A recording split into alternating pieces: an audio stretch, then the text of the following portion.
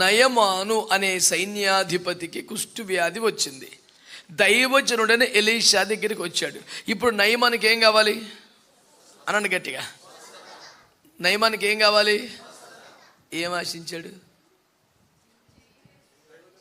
ఏం ఆశించాడు? ఒక ముక్కలో చెప్పండి రా, పెద్ద పెద్ద పదాలు ఎందుకు? గౌరవం. నేను ఒక దేశపు సైన్యాధిపతిని, అతడు వచ్చునో కనీసం నన్ను రిసీవ్ చేసుకుంటూ బయటకు వస్తాడు అనుకున్నాను, ప్రార్థన చేస్తాను అనుకున్నాను, చెయ్యి ఆడించడం అనుకున్నాను, నూనె రాస్తాడు అనుకున్నాను, నన్ను వెళ్ళి మునగమంటాడా అని విపరీతమైన కోపం వచ్చింది. నువ్వు అంత కోప్పడే పాయింట్ ఏముంది అక్కడ అసలు? పత్తిపడద్దు బాధలబా అవడం అన్నాడా? ఆ దేశం ఎదుగు ఊడరమ్మన్నాడు. నేను బాధలబా అపాయింట్మెంట్ తీసుకున్నావా, 10,000 కట్టావా అన్నాడా? ఏం చేస్తే జబ్బు తగ్గుద్దో మొక్క చెప్పాడు. నాన్న యోర్దానులో 7 సార్లు మునిగితే నీకు ఆరోగ్యం వస్తున్నానంటే ఆడికి అంత బీపీ వచ్చేంత కారణం ఏంటంటే, నేను ఒక సైన్యాధిపతిని అయి దగ్గరికి వస్తే కనీసం లేచి రాడా మనిషి? స్వస్థవరం ఉంటే మాత్రం అంత పోజంట పాస్టర్కే గదిలో కూర్చొని మాట్లాడతాడా? లేచి బయట రాడా? నన్ను కామన్ మ్యాన్గా చూస్తున్నాడా? ఇప్పుడు నువ్వు కమాండర్ ఇన్ చీఫా?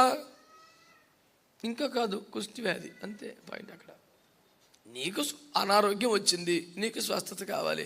ఈ బావుకి ఇప్పుడు అటెన్షన్ కావాలి, గౌరవం కావాలి, మర్యాద కావాలి, ప్రోటోకాల్ పాటించాలి. ఇవన్నీ పాస్టర్ తెలదు.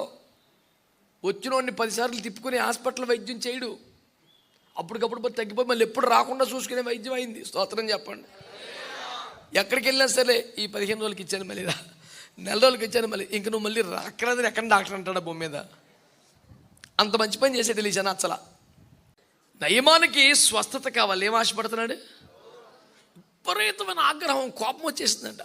రథం తిప్పి పదరా, మన నైలు కంటే మనకు మంచి నీళ్ళ కంటే ఈ యోర్దాను నీళ్ళు ముఖ్యమా? ఈ బురద నీళ్ళు సూచన చిరాకు వచ్చేద్దు నాకు. ఎవడు మునుగుతాడు అక్కడ?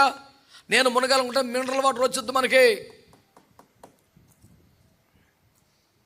అవసరమైతే pH టెస్ట్ చేయొచ్చంట. చదువు ఎక్కువైపోయింది, ఆల్కలైన్ వాటర్ అంట స్నానం చేస్తాక దేవునికి స్తోత్రం.